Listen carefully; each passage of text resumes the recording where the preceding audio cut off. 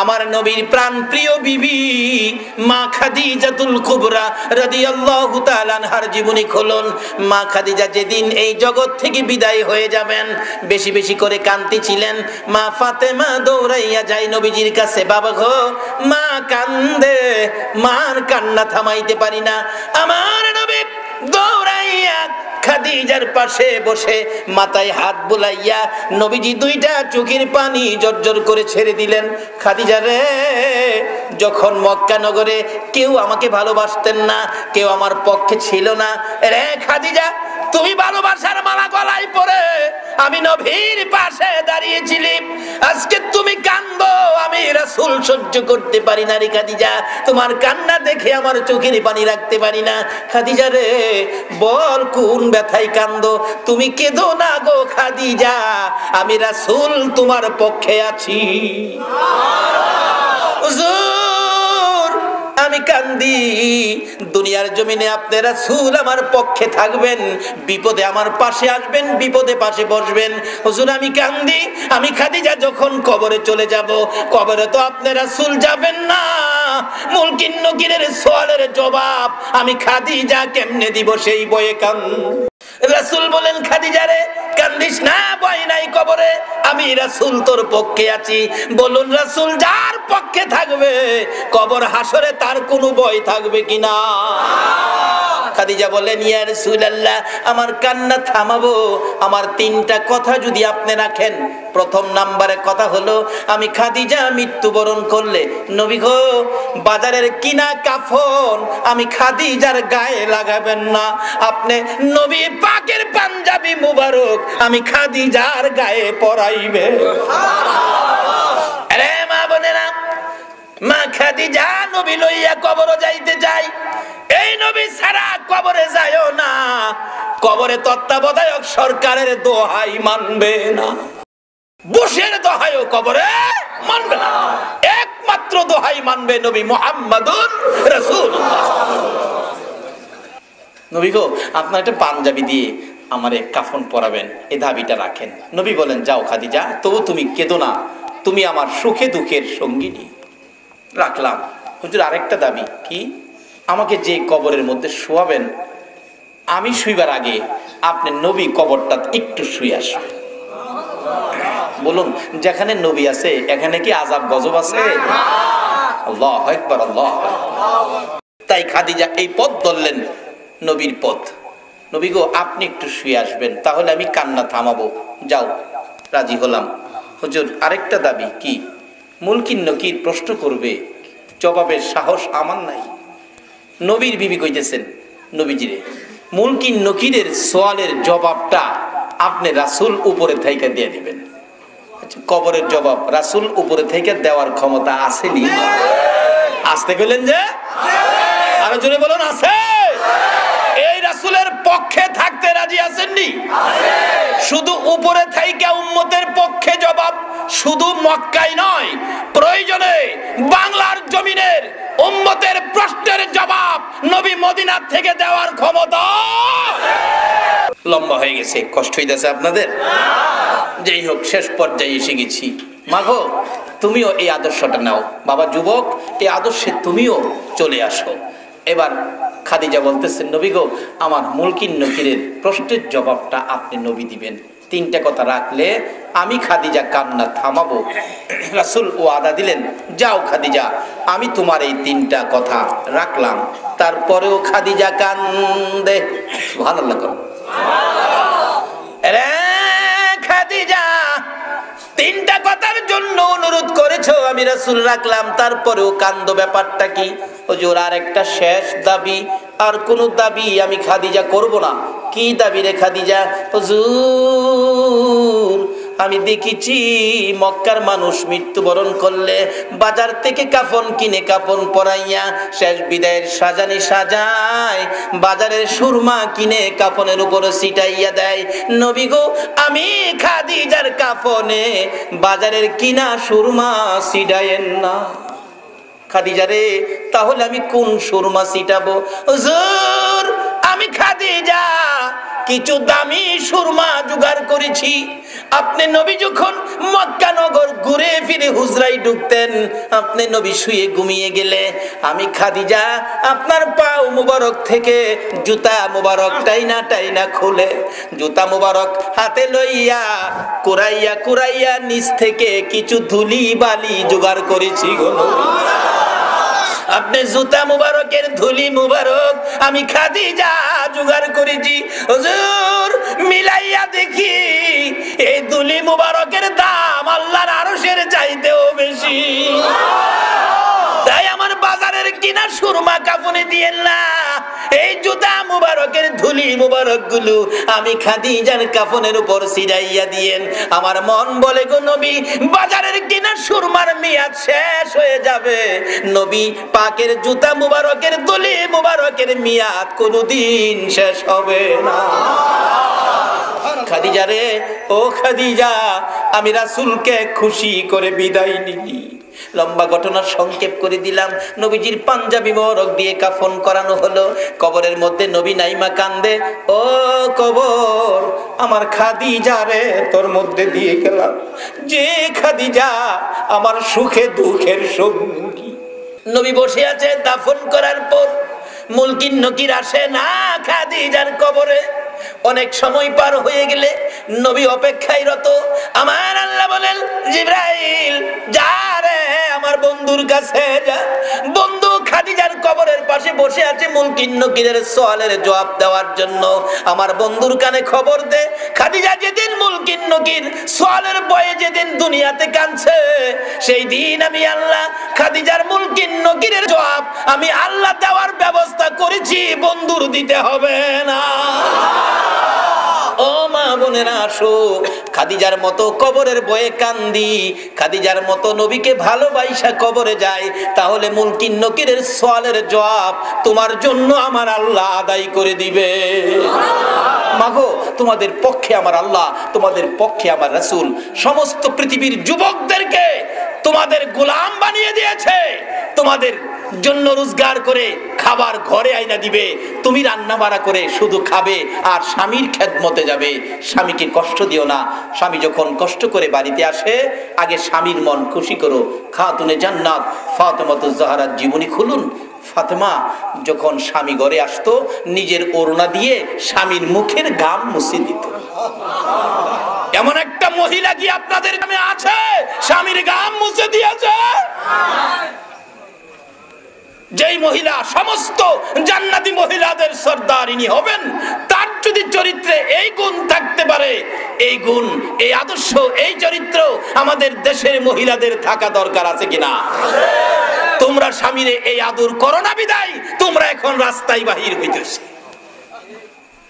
তোমাদের জন্য স্বামী তো যথেষ্ট রোজগারের জন্য, স্বামীর রোজগারে আল্লাহ বরকত দিবে, তোমরা ঘরে থেকে খাবে। 3 দিন পর্যন্ত ফাতেমার চুলায় আগুন জ্বলে না। আলী বেরিয়ে গেলেন। কিছু কাজ করার পর যে পয়সা হলো, খাবার কিনার মতো পয়সা হয় নাই। শুনছে আরেক জায়গায় উটের থেকে মাল নামাইতে হবে। হযরত আলী রাত্র গভীর দৌড় দিলেন, দৌড় দিয়া মাল নামাইলেন। অনেক টাকা হলো, রাত্র শেষ দিকে প্রায়। এখন টাকা নিয়ে দৌড় দিলেন খাবারের জন্য। দোকান বন্ধ হয়ে যাচ্ছে। দোকানদার, একটু রাখো, আমার ফাতেমা খায় নাই, আমার হাসাইন হুসাইন খায় নাই, আমারে খাবার দাও, আমার কলিজা মানে না। সদাই নিয়ে খাবার নিয়ে দৌড় দিলেন। যায় দেখে ফাতেমা দরজাটা খুলে অপেক্ষায় স্বামীর জন্য। আর তুমি তোমার স্বামী দোকান বন্ধ করে 12টায় বাড়িতে আসলে তুমি চিত হয়ে ঘুমিয়ে থাকো। কিভাবে ফাতেমার সাথে তোমার জান্নাত হবে? ফাতেমা ডাকে, স্বামী গো, এত রাত্র কষ্ট করে আসছো, স্বামী ঘরের দরজাটাই দাঁড়াও, তোমার চেহারায় ঘাম দেখা যায়। আমি ফাতেমা তোমার চেহারার ঘামগুলো আগে মুইসা। এই আচার আচরণ যদি পতঙ্গার মা বোনেরা তোমরাও যদি স্বামীর সাথে করতে পারো, আমি বলে গেলাম তোমার হাসর হবে খাতুনে জান্নাত ফাতেমাতুজ জাহরার সাথে। বাবারা ভাইয়েরা, এই ওয়াজ নিজেরা শুনে বাড়িতে নিয়েন, বিবিকেও যে শোনায়েন। অনেক মহিলারা শুনে নাই, ঘুমিয়ে আছে। কাজী ওয়াজ শোনার অর্থ শুধু শুই না গেলাম এটাই নয়, নিজে আমল করব, ফ্যামিলির সবাইকে এই কথাগুলো বোঝাবো, আমল করার জন্য পরামর্শ দিব, তাহলে ওয়াজ সার্থক হবে। সন্তান পেটে নিয়ে মা যখন হামেল ছিল তখন যে কি কষ্ট মার করতে হয়েছে। একজন মা দুঃখ করে বলছে, হুজুর অপারেশনে আমার বাচ্চা খালাস হয়েছে, পেটটা যে কাটছে এটাও আমি কষ্ট পাইছি না, ব্যথা পাইছি না, কিন্তু 10 মাস পেটে রাখতে যেই কষ্ট পাইছি। মার জন্য 3টা স্পেশাল দোয়া রাসূল করে গেছেন। কেন? মা 3টা স্পেশাল কষ্ট করে সন্তান নিয়ে, যেই কষ্ট বাবার পক্ষে করা সম্ভব নয়। এক সাহাবী আরজ করেছিলেন, আমি মুসলমানিত্বের কলঙ্ক করতে চাই না, তোমার তো জীবন যাবে, জীবন যাক যাক, কিন্তু মিথ্যা কথা বলবো না। পরের দিন কোর্টে একই কথা আমি করেছি, তৃতীয় দিন কোর্টে একই কথা আমি করেছি। কোর্ট রায় দিয়ে দিলেন, ব্রিটিশের কোর্ট, আগামীকালকে তোমার মৃত্যুদণ্ড হবে।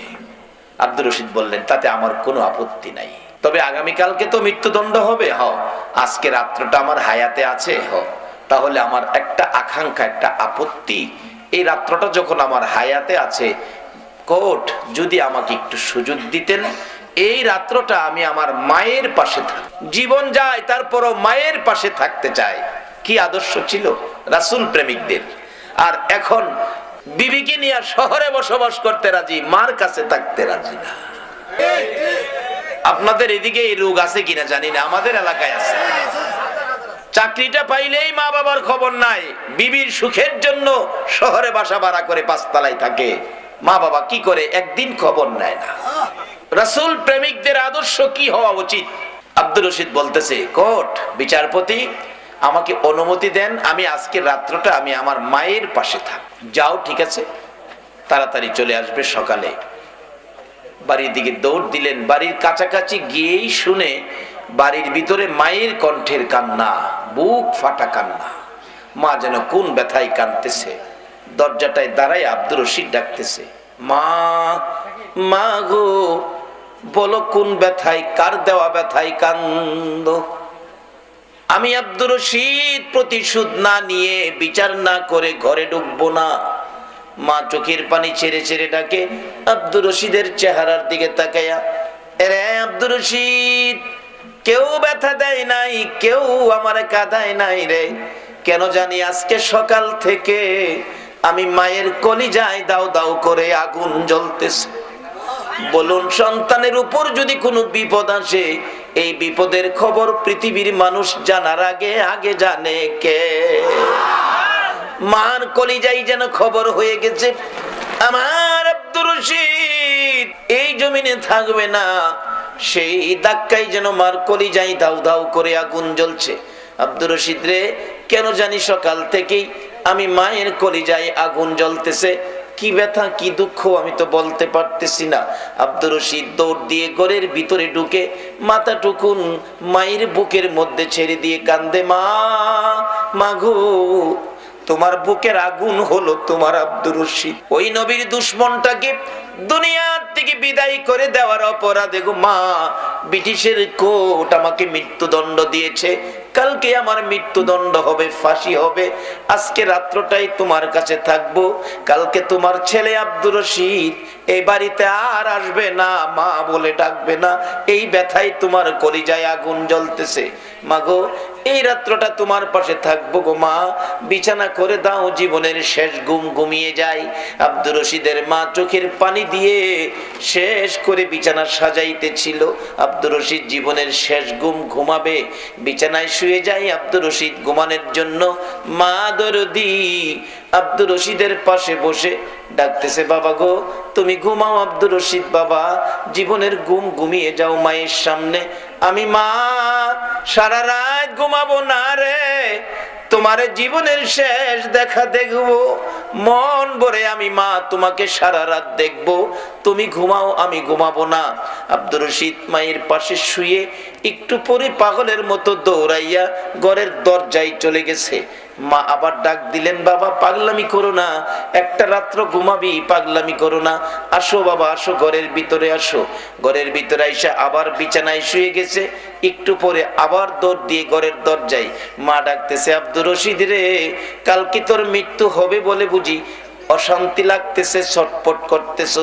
আব্দুর রশিদ জবাব দেয়, মা না গো, মৃত্যুদণ্ডের জন্য আমি ছটফট করি না।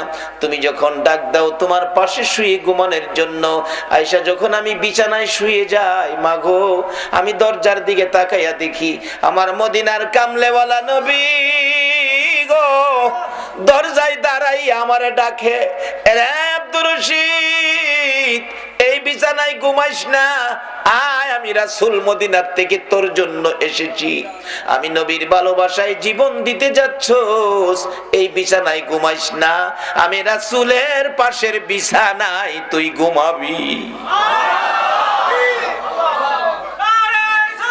ইয়া রাসূলুল্লাহ, ইয়া গাউসুল আজম জিন্দাবাদ। বাবারা ভাইরা, আব্দুর রশিদের মতো ব্যক্তি যদি নবীর ভালোবাসায় জাগ্রত থেকে এই কাজটুকুন করে নবী যদি মদিনার থেকে পাকিস্তানে আসতে পারে তাকে নেওয়ার জন্য পাশে রাখবেন। আজকে যারা সেই নবীর উম্মত হয়ে আরামের ঘুম হারাম করে এই মাহফিলে অলির আলোচনা শোনার জন্য, মা বাবার আলোচনা শোনার জন্য নবীর উম্মত, নবীর পক্ষে ধৈর্যের সহিত এই পর্যন্ত বসে আছেন, আমার নবী কি আপনাদের মায়া আপনাদের পক্ষে ফুলসিরাতের ঘাটে বসে থাকতে পারে না? আব্দুর রশিদের জন্য নিতে আসতে পারে, আমরার জন্য কি একটু বসবেন না নবী? আল্লাহ বুঝাইতে চেয়েছেন, মা যখন আমাদের মতো সন্তান পেটে নিয়ে হামেল ছিল, হামালাতহু উম্মুহু, ইয়া রাসূলুল্লাহ আমাকে এমন একজন মুরব্বী, এমন একজন গুরুজন দেখিয়ে দেন আমি যার খেদমত করব। রাসূল বলছে তোমার মা। হুজুর তারপরে তোমার মা, হুজুর তারপরে তোমার মা। মার কথা কয়বার বলছে? চিনছেন নি কোন মা? ওই যে আমাদের বাড়ি ঘরে যে মার পেট থেকে দুনিয়াতে আসছি, যে মা আপনার আমার মতো একটা সন্তান পেটে রাখতে যায়া 10 মাস 10 দিন কষ্ট করেছে, অবশেষে সন্তান পেয়ে পসরা পায়খানা মেতরিনীর দায়িত্ব নিয়ে পরিষ্কার করেছে, যে মা সন্তান কোথাও গেলে রাত্র 2টা বাজলেও সন্তান বাড়িতে না আসা পর্যন্ত ঘরের দরজাটা বন্ধ হয় না, সেই মার কথা 3 বার বলেছে। চতুর্থবার যখন বললেন হুজুর তারপরে, চতুর্থবারের মাথায় বলেছে তোমার বাবা। বাবার কথা একবার, মায়ের কথা কয়বার? 3 বার। কোরআন শরীফও আল্লাহ নিজে ওয়াজ করছেন, হামালাতহু উম্মুহু কুরহাও ওয়া ওয়াদাআতহু কুরহা। তোমার মা তোমাকে পেটে নিয়ে যখন হামেল ছিল কি কষ্ট করেছে আমি আল্লাহ দেখেছি। আল্লাহ যদি মা বাবার কথা কোরআন শরীফে ওয়াজ করতে পারে, নবী যদি হাদিস শরীফে মা বাবার কথা ওয়াজ করতে পারে, বলুন যারা ইমানদার আল্লাহ আল্লাহ রাসূলের কথা না মাইন্না পারবে কিনা বলুন? আল্লাহর কথা যদি না মানেন ঈমান থাকবে? নবীর কথা যদি না মানেন ঈমান থাকবে? এখানে যারা আল্লাহ আল্লাহ রাসূলকে মানেন, এই কোরআন এবং হাদিস শরীফের কথাগুলি আপনাকে আমাকে মানতেই হবে। রাসূল বলেছেন এই মা বাবা কি জিনিস? বিররুল ওয়ালিদাইনি আফদালু মিনাস সালাত ওয়াস সাদাকাত ওয়াস সাওমি ওয়াল হাজ্জি ওয়াল উমরাতি ওয়াল জিহাদি ফি সাবিলিল্লাহ। রাসূল বলেছেন একটা লোক নামাজ পড়লো, উত্তম ইবাদত, লক্ষ লক্ষ টাকা সদকা করলো, রোজা রাখলো, হজ করলো, উমরা করলো, আল্লাহর রাস্তায় জিহাদ করলো, ইসলামের ভিতরে এর চেয়ে বড় ইবাদত আর নাই। এই সবগুলি ইবাদত করে যেই নেকি পাইলো, আরেকটা লোক সাধারণ জিনিস দিয়ে ব্যবহার ভালো দিয়ে মা বাবাকে খুশি করলে তার চাইতে বেশি নেকি আল্লাহ তার আমলনামায় দিয়ে দিবে। রাসূল বলেছে, রাসূলের কথা সত্য না মিথ্যা? এই জিনিসগুলি আমরা আমল করি কি না করি এটা দেখার জন্যই নবী সোনার মদিনায় শুয়ে রয়েছে। পবিত্র কোরআন শরীফে যে ঘোষণা আল্লাহ এই শাবান চাঁদ সম্পর্কে দিয়েছেন, আল্লাহ নিজেই এই চাঁদটাকে শাবানের মধ্যে একটা রাত্রকে মুবারকময় রাত্র বলে ঘোষণা দিয়েছেন। সেই রাত্রের বিবরণ বুঝাইতে গিয়ে আখিরি নবীর উম্মতের জন্য কত মর্যাদাবান রাত্রটা এই শাবানে, কোন রাত্রটাকে আল্লাহ মুবারকময় ঘোষণা দিয়েছেন, এটার পরিচয়, এটার বরকত, এটার ক্ষমতা বুঝাইতে গিয়ে আল্লাহ রাব্বুল আলামিন হযরত ঈসা আলাইহিস সালামের সাথে একটা ঘটনা ঘটিয়েছিলেন। কি ঘটনাটা?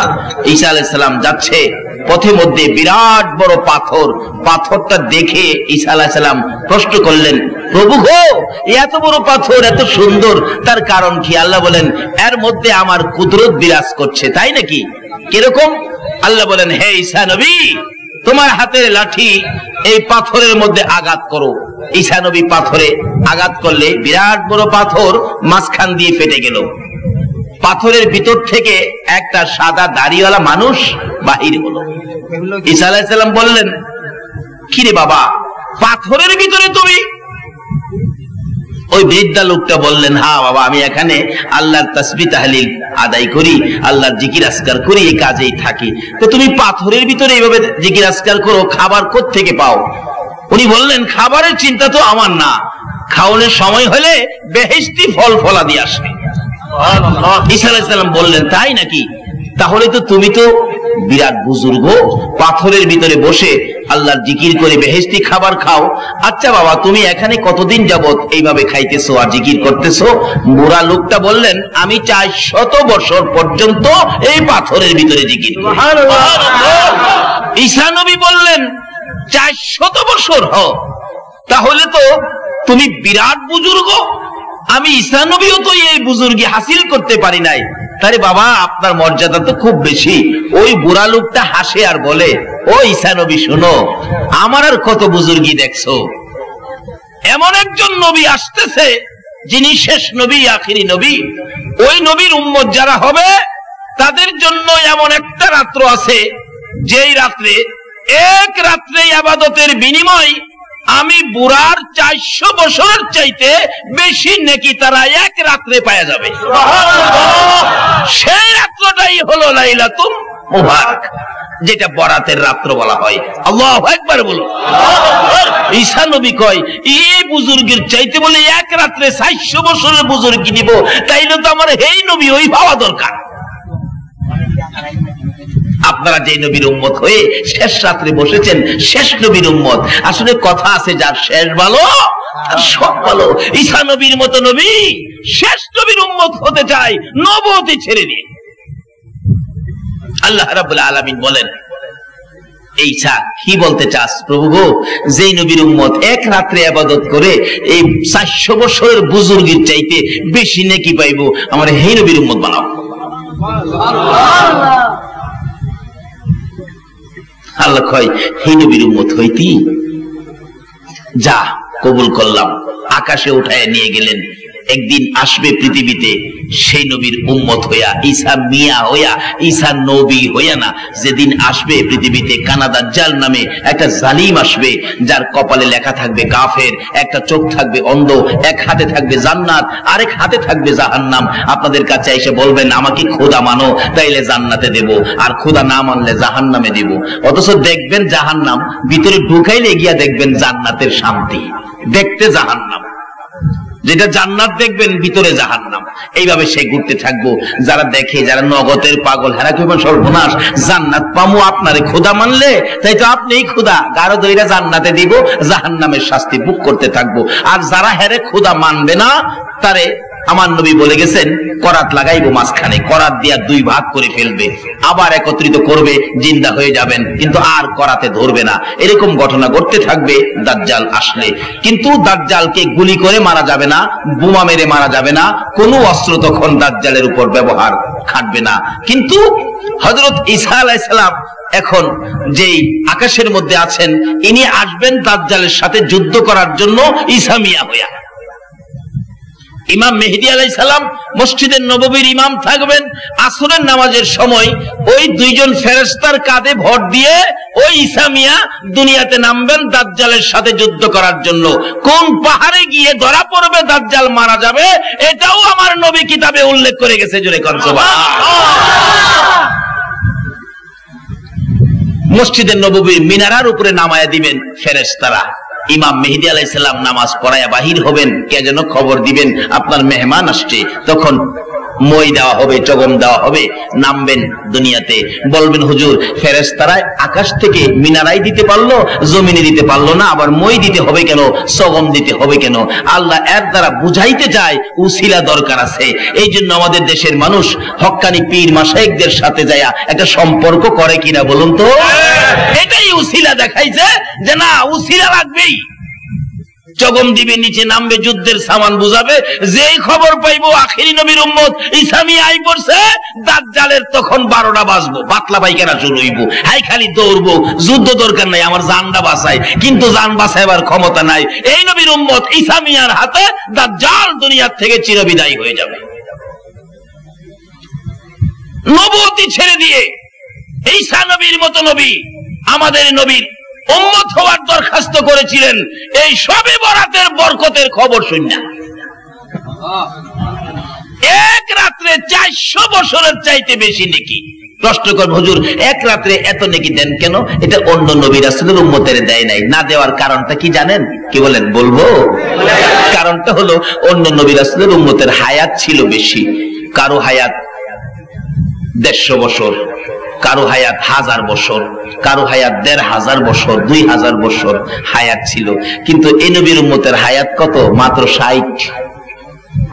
জোর জবরদস্ত করে নেওয়া যায় 65, 70 হইলে তো নাতি নাতক টিটকারি করে, দাদা মৌতের চিঠি কি হারাই লাইছ?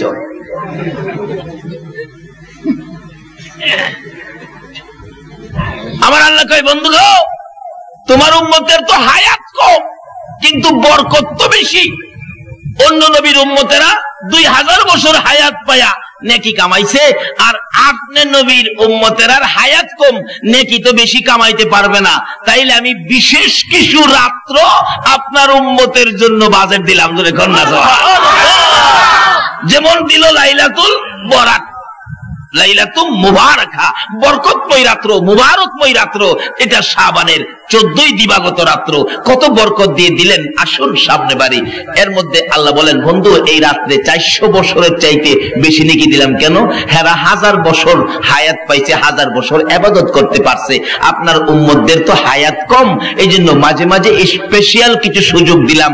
এই রাত্রের এক রাত্রের ইবাদতের বিনিময়ে 400 বছর। আচ্ছা কোন তো এইভাবে যদি 50 বছর বাঁচেন আর প্রত্যেক 50 বছরে সবে কদর নসিব হয়, তাইলে এক বছরে 400 বছর, তাইলে 50 4 হইলে কত হইতাছে? 400 2000 বছর। হেরা পাইতো মাত্র 1000 বছর হায়াত, 1500 বছর হায়াত। আপনি 50 বছরে হুদা সবে বরাত পাইলেন কত? 2000 বছরের নেকি। এরপরও সবে কদর রইছে না? একটা সবে কদর যদি কারো নসিব হয় 1000 মাসের চাইতে বেশি নেকি। এখন 1000 মাসের চাইতে বেশি নেকির হিসাব করেন। 1000 তাফসীরের কিতাবে কোরআন শরীফে 1000 উল্লেখ করেছেন। যদি জিজ্ঞেস করা হয় প্রভু গো আপনি 1000 উল্লেখ করলেন কেন? আল্লাহ বলবেন শোনো, 1000 গণনা উল্লেখ করার কারণ হলো যখন এই আয়াত শরীফ নাজেল হয় তখন আরবের লোকেরা 1000-এর বেশি গণনা তারা জানতো না। এমন একটা যুগ ছিল না আমাদের দেশে, কোন কোন মানুষ 20-র বেশি গণনা জানতো না। 1 কোটি 2 কোটি এরকম গণতো। আচ্ছা 1 কোটি 2 কোটি যিনি জানে তার কাছে যদি 1 লক্ষ হিসাব দেন, হ্যাঁ বুঝবো? আল্লাহ কই তোমরা যখন 1000 জানো আমি 1000 দিলাম কিন্তু বেশি সাথে রাখলাম। যদি কোনোদিন পৃথিবীর বিজ্ঞান 1 লক্ষ আবিষ্কার করে তাহলে তোমরা ধরে রাখবে এই সবে কদরের বরকত 1 লক্ষ মাসের চাইতেও আরো বেশি। সুবহানাল্লাহ। যদি 1 কোটি আবিষ্কার করে ধরে রাখবে এই সবে কদরের বরকত 1 কোটি মাসের চাইতেও আরো বেশি। জোরে জোরে কন্যা সুবহানাল্লাহ। কেমন নবী পাইলা গো, কারু সিলাই এত জিনিস আমার আল্লাহ আমাদেরকে বাজেট দিয়েছে, একদিন চিন্তা করলেন না। নবীর কথা মানবে যারা হবে জান্নাতি। কোন নবীর কথা মানবে যারা হবে জান্নাতি। না মানিয়া আবু জাহেল হইল দুজুকি। না মানিয়া আবু জাহেল এ নবীর কথা মানলে ইবাদত করলে জান্নাতি, না মানলে দুজুকি। মানলে আবু বকর, না মানলে আবু জাহেল। আপনারা কি আবু বকর হবেন না আবু জাহেল হবেন? নবীর কথা মাইন্না না না মাইন্না? যারা নবীর কথা মানতো বাস্তবে, আসুন আপনাদের তারা কিভাবে মানতো। হাদিস শরীফে আসছে মদিনার ঘটনা। একজন সাহাবী নবীজির খুব কালো ছিল। কালোর আরবি হলো আসওয়াদ।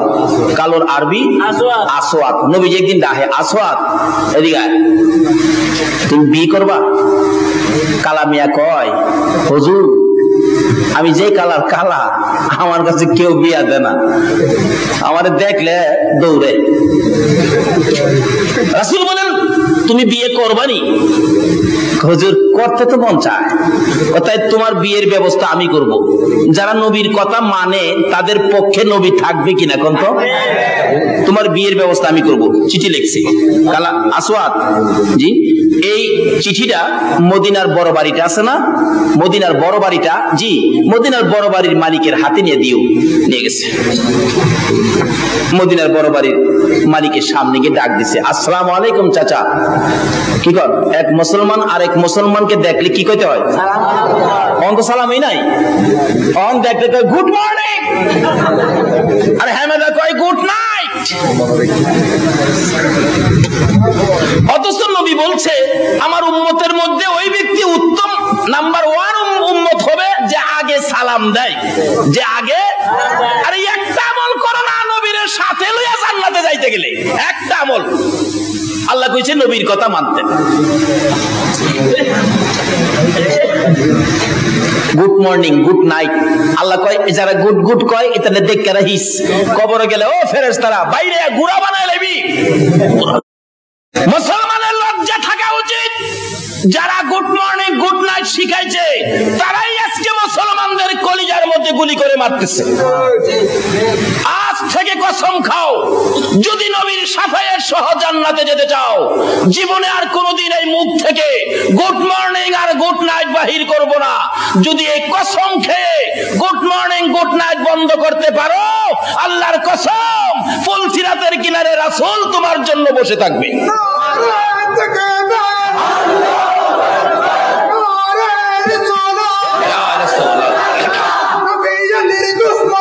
হুশিয়ার সাবধান, হুশিয়ার সাবধান, নবী ওরে দুশমনেরা হাবিবাত বদদি মার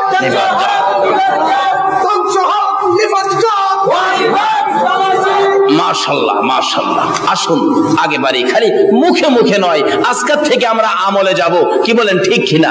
ও বাবা যুবক, এক মুসলমান আরেক মুসলমান, এক বন্ধু আরেক বন্ধুকে দেখলে আগামী কাল থেকে কি ব্যবহার করবে? আল্লাহ তুমি কবুল করো, সকলে বলুন আমিন। এই আমলটুকুন যদি আজকের মাহফিল থেকে নিয়ে কবরে যাইতে পারো, 100 গলা কাটা শহীদের সওয়াব তোমার আমল নামাই দেওয়া হবে। আপনাদের মুহসিন আউলিয়া নামাজ পড়তনি, আমানত শাহ নামাজ পড়তনি, বদর শাহ নামাজ পড়তনি, শাহজালাল নামাজ পড়তনি। শাহজালাল নামাজ পড়তো, গাউসে পাক নামাজ পড়তো, খাজা মঈনুদ্দিন চিশতি নামাজ পড়তো। আর নামাজ ছাড়া রেডিমেড ওলি বাইরে গেছে দুঃখা দেওয়ার জন্য। কাজী এই জন্য আল্লাহ বলছে কারো কথা নয়, তোমরা আমার নবীর কথা মানো। বলুন কার কথা? যদি মানেন কি লাভ দেখেন না। ও কালা কালা রে, মানো না আমার নবীর কথা, তাইলে তোমার ভাগ্য হবে বালা। কালা হইয়া দেখেন ভাগ্য কি হয়। ও কালা আসওয়াদ এদিকে আয়, বিয়ে করবি? চিঠি দিলাম, যা মদিনার বড় বাড়ির মালিকের কাছে লইয়া যা। যা দেখে মালিক বসা ছিল। আসসালামু আলাইকুম চাচা। দেখছেন নবীর শিক্ষা। নবীর শিক্ষা কি? আগে কি করা? কোন কোন আগে কি? কালকার থেকে এটা আমল করেন না, বিপদে নবীরে পাশে পাবেন। আসসালামু আলাইকুম চাচা। ওয়ালাইকুম সালাম ভাতিজা। কি ব্যাপার? নবীজি একটা চিঠি পাঠাইছে। আরে কোন কি? নবী চিঠি পাঠাইছে? বসা ছিল। নবীরে যারা ভালোবাসে নবীর চিঠিরেও ভালোবাসবে কিনা বলুন তো? চট করে উঠে দাঁড়ায়া চিঠিকে চুমা খাইছে, খুইলা দেখে লেখা ছিল, তোমার সুন্দরী মেয়েটাকে আমার কালো সাহাবীর কাছে বিয়ে দিয়ে দাও, ইতি রাহমাতাল লিল আলামিন। এই বড় বাড়ির মালিক চিঠি পাইয়া দুইটা চোখের পানি ছেড়ে দিয়েছে। ইয়া আল্লাহ, তুমি না বলেছো তোমার বন্ধুর কথা মানার জন্য? তোমার বন্ধু চিঠি লিখছে আমার সুন্দরী মেয়েটাকে কালো সাহাবীর কাছে বিয়ে দেওয়ার জন্য, ইতি লাগাইছে রাহমাতাল লিল আলামিন। খোদা গো, আমি তো তোমার নবীর কথা মানি, কিন্তু মেয়েটা যে আমার সুন্দরী, আলেম ওলামারা আছেন কিতাব লেখে মেয়েটা এত সুন্দর ছিল, মদিনাতে ওই মেয়ের চাইতে সুন্দরী আর কেউ ছিল না, বিদায় কিতাবের মধ্যে তাকে হুরে মদিনা, মদিনার হুর বলে লেখা হয়েছে। মদিনার মানুষ তার হুরে মদিনা কইয়া ডাকতো, এত সুন্দর ছিল। কিন্তু জেলারে পাঠাইছে জামাই বাবু তো কালা, জামাইটা কালা, মেয়েটা সুন্দর। মেয়ের বাবা কয় নবী যখন পাঠাইছে বিয়া তো দিতে হবে, আচ্ছা জামাইটা একটু দেখি। কি কোন জামাই দেহে না? কি কোন দেহে না জামাই? আপনাদের এদিকে দেহে? আমাদের এদিকে জামাই দেখতেছে মানুষ আইছে, জামাইরে কে জানে শিয়াইছে, তোরে যাই কয় সবকিছু বাড়ায়া বাড়ায়া কইস। জিগাইছে জামাই আপনারা কয় ভাই? আসিন 5 ভাই কো 7 ভাই। জামাই জমি জামা কেমন আছে? আসিন 5 কানি, কয় 11 কানি। বাড়ির গড় আছিল 3টা, জিগাই গড় কয়টা আপনাদের? 5টা। 3টা গড় 5টা কয়ে বসছে, মানুষের দেখে। এটা কইতে কইতে জামাই একটু কাশি মারছে। মেয়ের পক্ষের একজন কয় জামাই আপনার কি সর্দি? কয় না, আমার যক্কা। ঠিক হন, যেই বাড়া বাড়াইতেছে বিয়া আছে কপালা।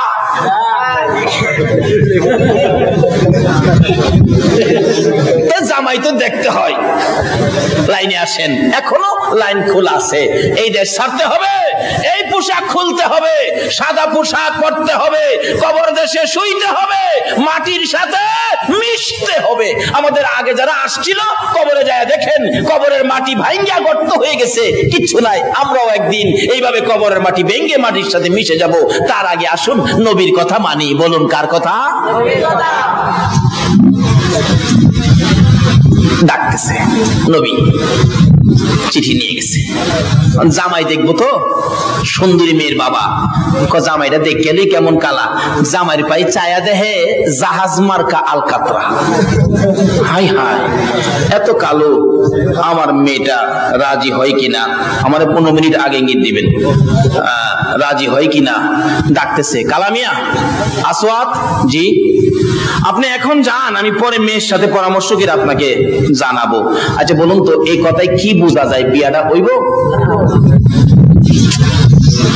কালা তো জাগা, হুজুর কইছিলাম না কাম হইতো না, হইতো না। আল্লাহ কয় আসওয়াত রে, যে নবী আঙ্গুল ইশারা করলে আকাশের চাঁদ 2 টুকরা হয়, আর নবীর হাতের চিঠিটা কি বিফল যাবে? চিন্তা করিস না। একটু পরে মেয়েটা দৌড়ে আসছে, আব্বু কালো একটা ছেলে আইছিল, কি ব্যাপার? খুশি দেখলাম, যাওয়ার সময় মনটা খারাপ। বাবা বুঝাইতেছে, মা নবীজি চিঠি পাঠাইছে। কিসের চিঠি? তোমার বিয়ের প্রস্তাব, কালো ছেলের জন্য।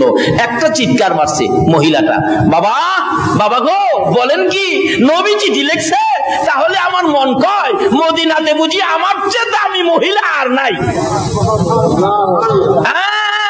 বাবা কালো আর সুন্দর বুঝি না, আমার নবী যখন আমার জন্য চিঠি পাঠাইছে, বাবা গো আমি নবীর কথা মানবো, নবীকে খুশি করব। নবীর কথা মানতে যাইয়া কালো হইয়া আমার কাছে আসছে বিয়ের প্রস্তাব নবীর পক্ষ থেকে নিয়ে। বাবা গো আমি সুন্দরী হইয়া কালোর কাছে বিয়ে বসতে নবীর কথা মাইনা রাজি হইয়া গেলাম। মেয়ে বাবা তো আগেই রাজি, নবীর কথা মানে তারা। ডাক দিছে, এ আসওয়াত, আসওয়াত এদিকে আয়। এই কালা, ফিরা চায় দেখে ডাহের সাইজ বালা। এবার জামাই না বাপ আসলে জামাইয়ের কি কন, মই মুরব্বীদেরকে জামাই দেখছে না, শুরু দিয়ে সালাম দেয়, আসসালামু আলাইকুম, হ্যাঁ আসেন। আমার মেয়ে তো রাজি হইছে। কালা কয় আলহামদুলিল্লাহ। বাবা রাজি যে হইছে, বিয়া পড়াইতে তো মহারানার টাকা লাগবো, মহারানার টাকা আছে? খালা কয় একটা পয়সাও নাই। মেয়েটা কয় আব্বা নবী যখন পাঠাইছে, কেমন মেয়ে দেখেন, নবী যখন পাঠাইছে আব্বা কিছু টাকা, আপনি ধনী মানুষ, কিছু টাকা তারে সাহায্য দেন মহারানা দেওয়ার জন্য। এই কে আছো? নবীকে খুশি করার জন্য এমন মেয়ে কার ঘরে হয়েছে? নবীকে খুশি করার জন্য বাবারে পরামর্শ দেয় কিছু টাকা সাহায্য করো। আজকে এই নবীকে খুশি করতে আপনারা কি চান না? শুনলাম আমার আগের বক্তা ঘোষণা দিয়েছে এখানে একটা খানকা শরীফ, মাদ্রাসা শরীফ হচ্ছে। এই মাদ্রাসাকে দান করাটাই হবে আমার নবীকে দান করা। বাবা কিছু টাকা দেন, দিলেন মেয়ের পরামর্শে কিছু টাকা, গনে দেখে অনেক টাকা মহারানা হবে। আবার বলতেছেন আসওয়াদ জি আমার মেয়ে ভালো ভালো কাপড় পরতেন, ধনী মানুষের মেয়ে, একটা নতুন কাপড় দরকার, যদি আজকে বিয়ে হয় কাপড় আনতে পারবা কিনা? আসওয়াদ কয় এমটি পকেট, নট মানি। মেয়েটা কয় আব্বা নবীর আশেক, নবীর পাগল, একটা কাপড়ের টাকাও আব্বা আপনি দিয়ে দেন। কেমন মেয়ে দেখেন, দিছে কাপড়ের টাকা লইয়া, মহারানার টাকা লইয়া যাই গো মদিনার মার্কেটে কাপড় কিনবে। দোকানদার কাপড় দে, আমার ভাগ্য ভালো রে, আমি নবীর কথা মাইনা নবীর পক্ষে থাইকা আজকে কালো হইয়া সুন্দরী মেয়ে বিয়ে করবো। বালা একটা কাপড় দে, আমার বিবি যেন খুশি হয়। কিতাব লেখে দেখতেছে কাপড় কোনটা নিবেন কোনটা না। এমন সময় শোনা যায় পিছন দিকে যেন পাগলের মতো দৌড়ে আসতেছে, এতিমের মতো কাঁদতেছে আর ডাকতেছে, মদিনার সাহাবীরা রে, মদিনার যুবকেরা রে, মদিনার ব্যবসায়ীরা রে, খবর পাইছুনি আল্লাহর বন্ধু যুদ্ধের ময়দানে রওনা হয়ে গেছে। সঙ্গে সঙ্গে দোকানদারেরা দোকান বন্ধ করে দিচ্ছে, আর ব্যবসা করবে না। আজকে তোমরা কারা গো? বাজারের ব্যবসায়ী ভাইরা, আজকে যারা মাহফিলের জন্য দোকানপাট আগে আগে বন্ধ করে দিয়েছো, আমার নবীর শাফায়াত নসিব হইয়া যাইব। দয়ার নবী মায়ার নবী পাঠাইলে কাপড় কিনবে, আসওয়াদ কাপড় কিনে দোকানদার বন্ধ করে দেয়। আরে কাস্টমার বেরিয়ে যাও, আমার নবী বলে যুদ্ধের ময়দানে রওনা হয়ে গেছে। যুবকেরা দৌড়ে বাড়িতে যায়, যুদ্ধের পোশাক পরে তরবারি হাতে লইয়া উঠানে দাঁড়াইয়া মা মা কইয়া কান্দে। মা হাজির হয়ে গেলে মার পায়ে সালাম করে, মা গো বিদায় দাও, আমার নবী বলে যুদ্ধের ময়দানে রওনা হয়ে গেছে। মা দেরি করো না, না জানি আমার রাসূলের গায়ে কেউ আঘাত করে।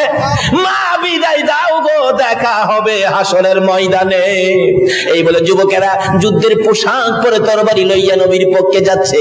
এবারে ব্যবসায়ীরা দোকান বন্ধ করে যাচ্ছে। আসওয়াদ নিজেকে নিজে প্রশ্ন করে, ও আসওয়াদ নবীর পক্ষে যাইয়া কালো হইয়া সুন্দরী মেয়ে বীর বাজার করতে আসছিলে, এখন নবী যুদ্ধে যাবে, বল যুদ্ধের বাজার করবি না বীর বাজার করবি? আসওয়াদের মন ফাইসালা করে দিলেন, না আমি নবীর পক্ষে যুদ্ধের বাজার করব, বিয়ের বাজার করব না। বিয়ের বাজারের সকল টাকাগুলো লইয়া একটা তরবারির দোকানে যাইয়া নবীর প্রেমে যুদ্ধের বাজার করেছে। আল্লাহু আকবার।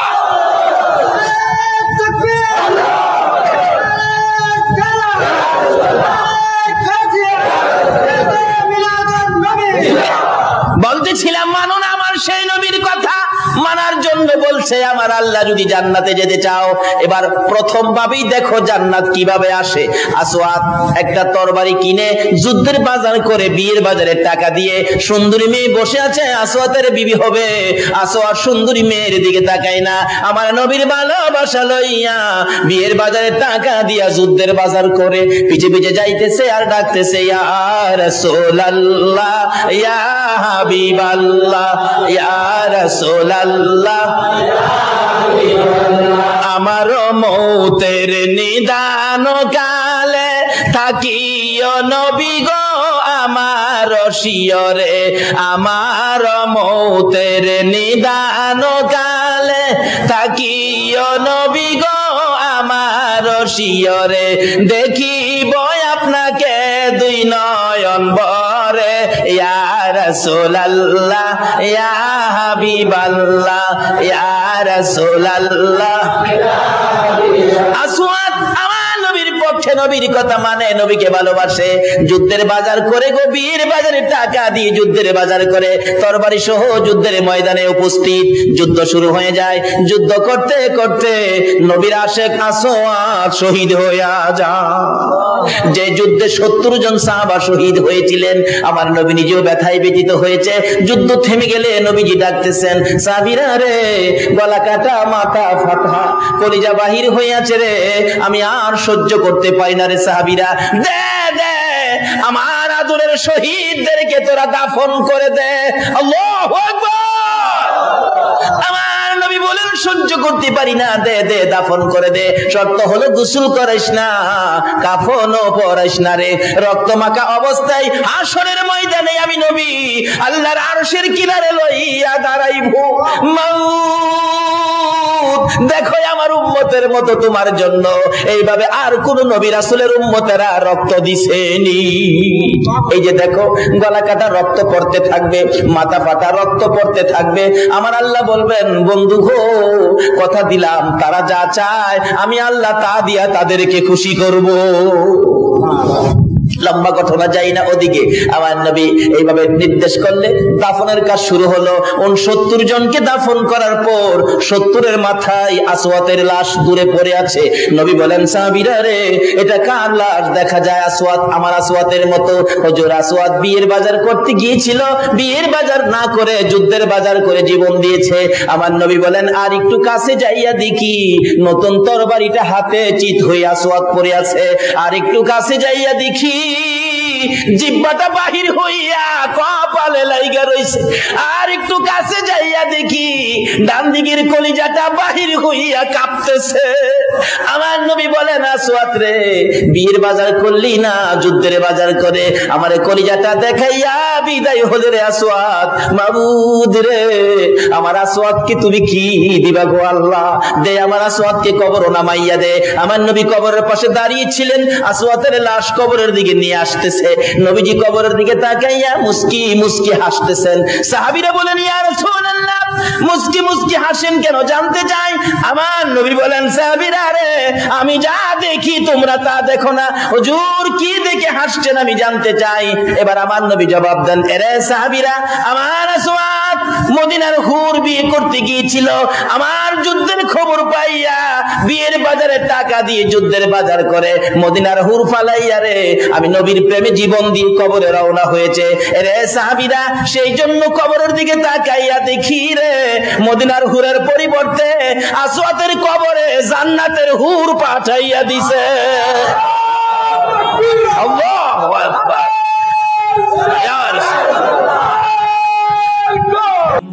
আমার নবী মেরাজ যাচ্ছে। রাসূল বলেন, এখানে সেই মাতবরি কর্তা জিবরাইলকে, হুজুর আমি এখানেই, আমি আর উপরে যাইতে পারি না, আর উপরে গেলে আল্লাহর নূরের তাজাল্লিতে আমি পুইরা ছাই ছাই হয়ে যাব হুজুর, এখন পর্যন্ত আমার সীমানা। ও এখানে ইব্রাহিম নবীর লগে মাতবরি দেখাইতা। এই জিবরাইল শুন, আমি নবী আল্লাহর একবারে নিকটে যাব, তুমি জিবরাইলের কোনো কথা থাকলে আমার কাছে কও। জিবরাইল বলেন, ইয়া রাসূলুল্লাহ, মনে বড় আশা, বহুদিন যাবত একটা কথা আপনার কাছে বলবো আজকে। মনের আশাটা বলার সুযোগ আজকে পাইলাম। কি আশা রে জিবরাইল? হুজুর, আমার একটা কথা আল্লাহর দরবারে তুলে ধরবেন। কি কথা? আপনি নবীর উম্মত যারা হবে, আপনি নবীর আশেক পাগল যারা হবে, আপনি নবীর মতো নবী পাইয়া যারা আপনার কথা মতো জিন্দেগি করবে, আপনাকে ভালোবাসবে, আপনার আশেক পাগল উম্মতের জন্য আমি জিবরাইলের একটা দাবি, হাসরের জমিন যেদিন কায়েম হবে, আদা টুকরে যেদিন সূর্য থাকবে, পুলসিরাতের 30,000 বছরের রাস্তা ফুল যেদিন পার হতে হবে, হীরার চেয়ে তার চুলের চেয়ে চিকন হবে, নিচে জাহান্নাম থাকবে, ওই বিপদময় মুহূর্তে আপনার নবীর উম্মতের জন্য পুলসিরাতের ফুল পার করে দেওয়ার জন্য আমি জিবরাইল 600 নূরের পাখা বিছাইয়া দিতে চাই। আমার নবী বলেন, জিবরাইল রে, এত সুন্দর কথা আমার জন্য বললে, আমি তো আমার আল্লাহর কাছে বলবো। সঙ্গে সঙ্গে আমার আল্লাহ বলেন, বন্ধু গো, আপনার উম্মতের এই দাবিটুকুন জিবরাইলের পক্ষ থেকে যা করেছে আমি আল্লাহ এখনই কবুল করে নিলাম। আসরের জমিনে জিব্রাইলের নূরের পাখা দিয়া কি ফুলসিরাতের ফুল পার হইতে চান কিনা? নবীর কথা মাইন্না না না মাইন্না? নবীরে ভালোবাসা দিয়া না না দিয়া? নামাজ পইরা না সাইরা? বাপ মারে কষ্ট দিয়া না বাপ মার খেদমত কইরা? যেই হোক, জিবরাইল বলেন ইয়া রাসূলুল্লাহ এখন পর্যন্তই আমাদের ক্ষমতা। রাসূল বলেন বড়ই গাছের নিচে আমাকে নামাইলি? জি হুজুর। এখানেই বসেন। রাসূল বলেন উপরের দিকে তাকাইয়া দেখি কোটি কোটি সোনালী রঙের পাখি এই গাছটার মধ্যে বসে আছে, পাতায় পাতায় পাখি, সোনালী রঙের পাখি, ছোট ছোট পাখি। রাসূল বলেন জিবরাইল এই পাখিগুলো এত সুন্দর আমি তো আর কোনোদিন দেখি নাই। জিবরাইল বলেন হুজুর এইগুলি পাখি নয়, তারা হলো আল্লাহর ফেরেশতা। যেদিন খবর পেয়েছে আপনি আরশে যাবেন, ওই দিন ফেরেশতারা আপনার আশেক পাগল হইয়া তারা আল্লাহর কাছে দাবি করেছে, প্রভু গো আমরা তোমার হাবিবকে দেখতে চাই, তোমার হাবিব দেখতে চাই, তোমার হাবিবের সাথে আমরা একটা দেখা করতে চাই, তোমার হাবিবের আশেক পাগল হইয়া দেখা করব। আমার আল্লাহ বলেন জিবরাইল রে আমার বন্ধুর কানে খবর দে, আমার বন্ধুকে দেখার জন্য যেই ফেরেশতারা আশেক পাগল হয়েছিল তাদেরকে আজকে সোনালী রঙের পাখি বানাইয়া এই বড়ই গাছের মধ্যে বসাইয়া রাখলাম। এবার দেখা যায় পাখিগুলি গুনগুন গুনগুন শব্দ শোনা যায়। আমার নবী বলেন জিবরাইল রে পাখিগুলো ফেরেশতা এবার বুঝে ফেললাম, জানতে চাই তারা গুনগুন করে কি শব্দ যা শোনা যায়, কেন কি বলতেছে তারা। জিবরাইল বলেন ইয়া রাসূলুল্লাহ এই সকল পাখিরা আপনার নবীর উপর দুরূদ ও সালাম পাঠ করতেছে। ফেরেশতারা দুরূদ ও সালাম পাঠ করে গো বেদাত হয় না, আমরা দুরূদ ও সালাম পাঠ করলে বেদাত হইয়া যায়। হাসান এক জাতের ভাইরা, নবী মেরাজ রওনা হয়েছে। এবার এখানকার সিদরাতুল মুনতাহার ওয়াজ করলে 2 ঘন্টা যাবে, এখানে সময় শেষ করে দিলাম। আয়েশা পড়ছে বুরাক, আমার নবী বুরাক থেকে বিদায় হয়ে অপেক্ষায় ছিলেন। এবার আসতেছে রফ রফ, আল্লাহ রাব্বুল আলামিন একটা নূরের সিংহাসন পাঠাইলেন। নবীজি উঠলে এখন আর সাথে কেউ নাই, এখন আর সাথে কেউ নাই, নবী একা রওনা হলেন। যাইতে যাইতে এবার আরশের সিঁড়ির মধ্যে রফ রফ থেমে গেলেন। নবীজি নামলেন সিঁড়ির মধ্যে, আরশে উঠবেন। এমন সময় নবী দেখে পায়ের মধ্যে জুতা মুবারক। রাসূল একটু জুতা মুবারক খুলতে চাইলেন, এমনি আরশ থরথর করে কাঁপতেছে। কেমন নবীর উম্মত যে নবীর জুতার দুলি মুবারকের জন্য আরশ পর্যন্ত পাগল, আজকে আমরা উম্মত হইয়া নবীর পাগল হইলাম না। আল্লাহ কয় আরশ কাঁপস কে? খুদা গো কাঁপতেছি, আপনার বন্ধুর পায়ের জুতা মুবারকের দুলি মুবারকের জন্য আমরা পাগল ছিলাম, তোমার বন্ধু তো জুতা মুবারক খুইলা ফালাইতেছে। বন্ধু গো কি করেন? জুতা খুলি। কেন?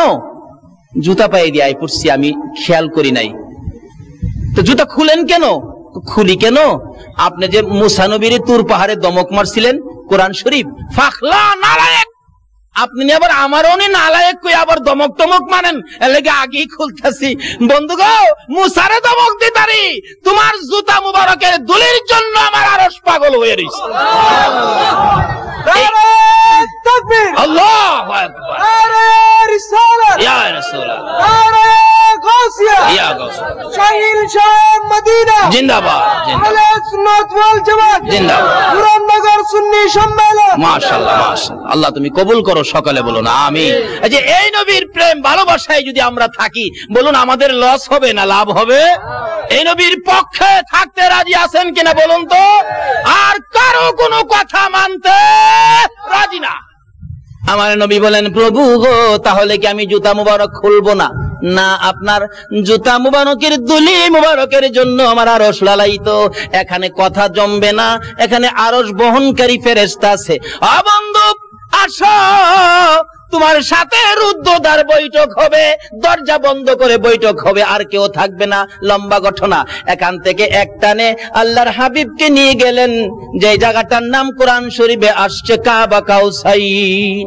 একবার নিরিবিলি জায়গা, কাছাকাছি বসে বন্ধুর সাথে বন্ধুর আলাপ শুরু হলো।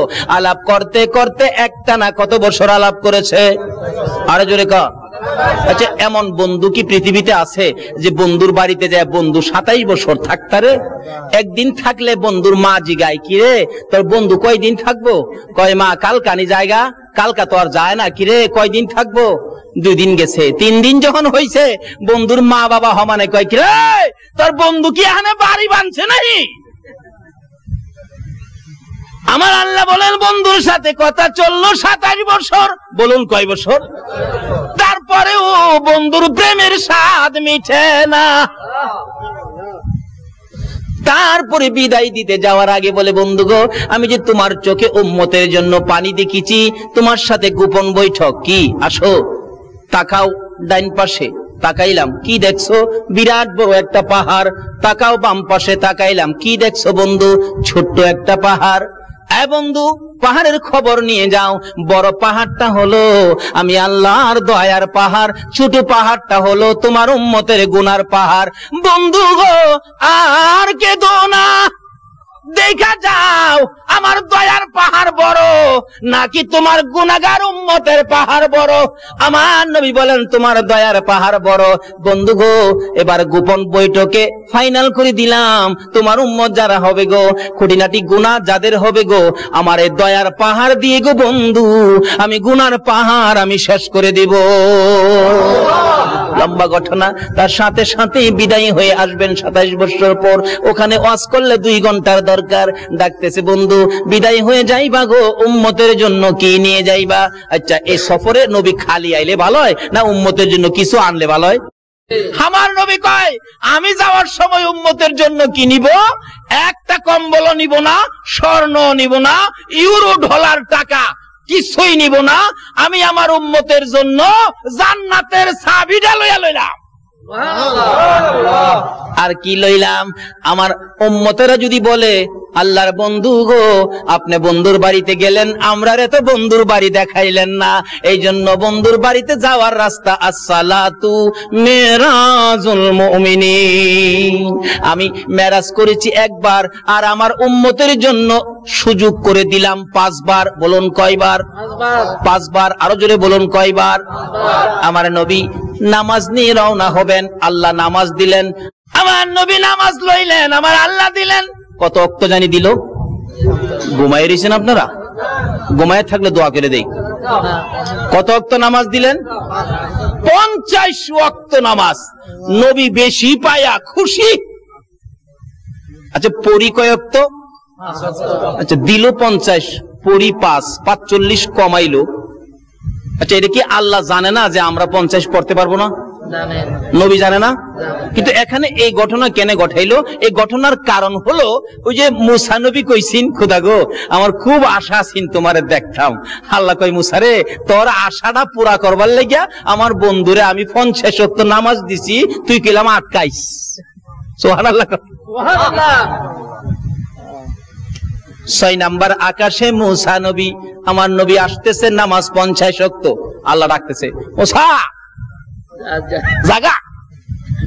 হুজুর হুজুর দাঁড়ান, বেয়াদবি মাফ করেন। কেমন বেড়াইলেন? খুব সুন্দর বেড়াইলাম।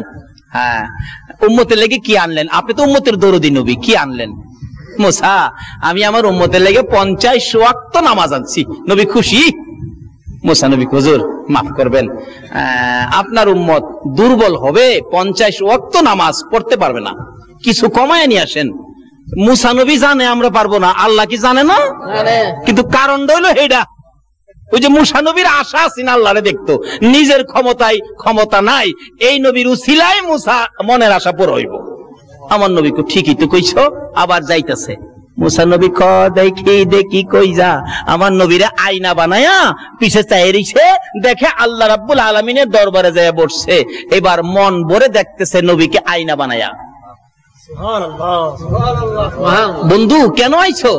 আচ্ছা আল্লাহ জানে না নবী আবার কেন গেছে? পরও জিগাই, বন্ধু কেন আইছো, কি ব্যাপার?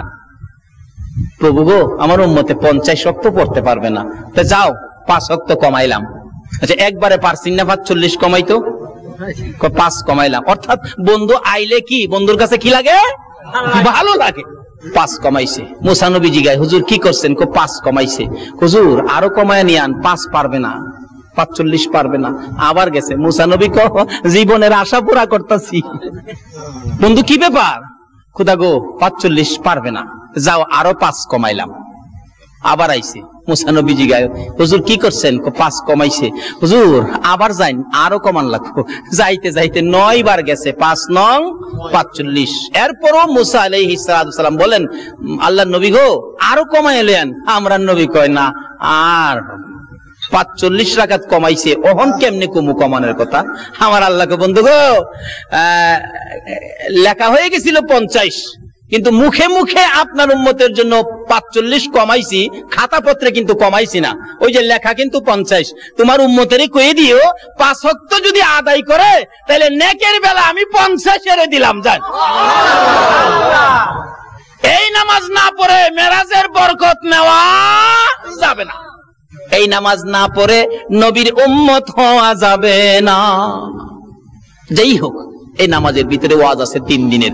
আইসা পড়ছে নবীজি, এবার একবারে দুনিয়ায় আইসা গেছে। এবার সকালবেলা নবীজি ঘোষণা দিলেন, আমি তো এইভাবে এক রাতের কিছু সময়ের মধ্যে এই সফর আমার হয়েছে। হযরত আবু বকর সিদ্দিক শুইনাই বিশ্বাস করে নিলেন নবীর কথা সত্য। এই জন্য আবু বকরের নামের উপাধি হয়ে গেল আবু বকর সিদ্দিক। যেই হোক, এর মধ্যে অনেক ঘটনা। এবার শুনছে আবু জাহেল। আবু জাহেল শুইনা কয়, দেখছো আব্দুল্লাহর পোলা মুহাম্মদের যে মাথা খারাপ হয়েছে, এই যে দেখো কি কয়, এক রাইতে বলে বাইতুল মুকাদ্দাস গেছে, আসমানও বলে গেছে, কই গেছে, কই বলে গেছে, কই বলে গেছে। এটা একটা কথা হইল?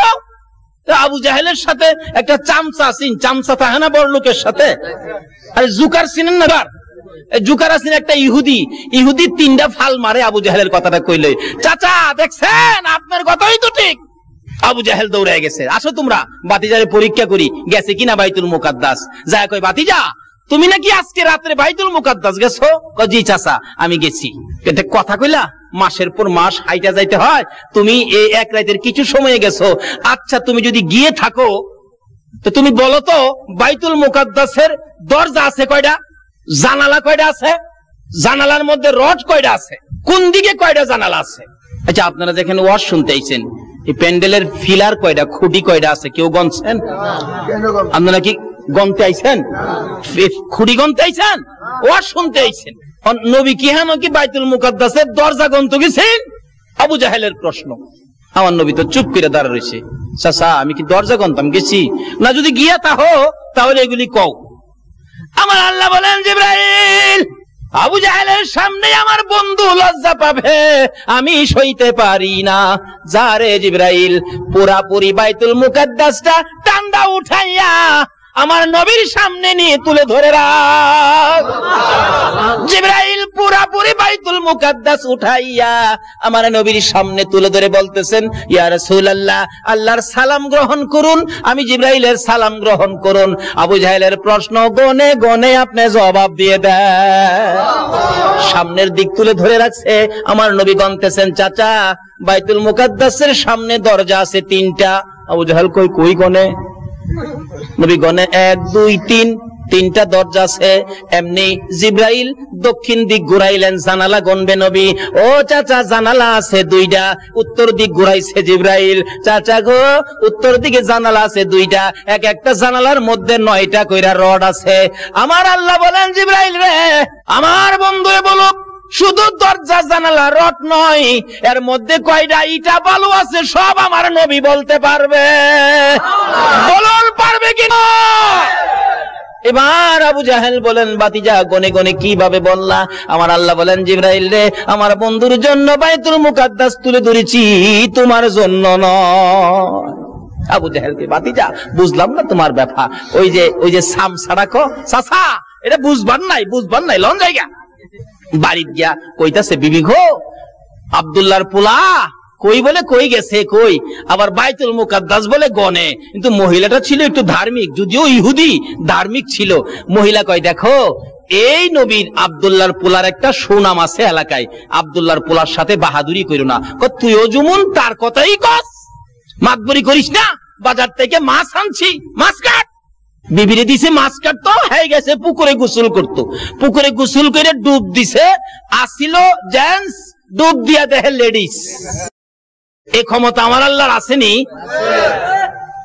আল্লাহর ওলির দোয়ায় জেন্টস লেডিস হয়, লেডিস জেন্টস হয়, এই খবর জানেননি? আল্লাহর ওলিদের দোয়ায় মেয়ে পুরুষ হয়ে যায়। জোরে জোরে বলুন সুবহান। আচ্ছা, ওলিদের দোয়াই যদি হয় আমার আল্লাহ কি পারতো না? আসিল পুরুষ ডুব দিয়া উইটা দেহে মেয়ে, আবার দেহে পরনে কাপড়ও নাই, যে উপরে কাপড় রাখছিল হ্যাঁ নেও কাপড় নাই। হাই হাই রে লজ্জার কথা, কি করবো রে, ইতস্ত করতেছেন পানির মধ্যে। এক রাজার ছেলে আসতেছিল ঘোড়া দৌড়াইয়া, দেখে একটা মেয়ে দেখা যায় খুব সুন্দরী, ইতস্ত করতে জিজ্ঞেস করলেন খিরে বোন তোমার কি কোনো অসুবিধা? ভাই আমি তো এই অবস্থা, আমার তো কাপড় নাই পরনে, আমি কি করি, আমি তো লজ্জায় পড়ে গেলাম। ওই বাদশার ছেলের গায়ের চাদরটা দিলে, চাদরটা দিয়া পেঁচ দিয়ে শুকনা তুলছে, বাদশার ছেলে ঘোড়ার উপরে উঠায় বাড়িতে নিয়া কাজী সাবরে ডাক দিয়া বিবাহ খান পরাইয়া দিছে। 27 বছর স্বামী সংসার, কয়েকটা পোলা মাইয়ার মাও হইছে। আবার আল্লাহর কুদরত কে বুঝে আইসে ওই পুকুরে ডুব দিছে, আসিল মেয়ে আবার হয়ে গেছে পুরুষ।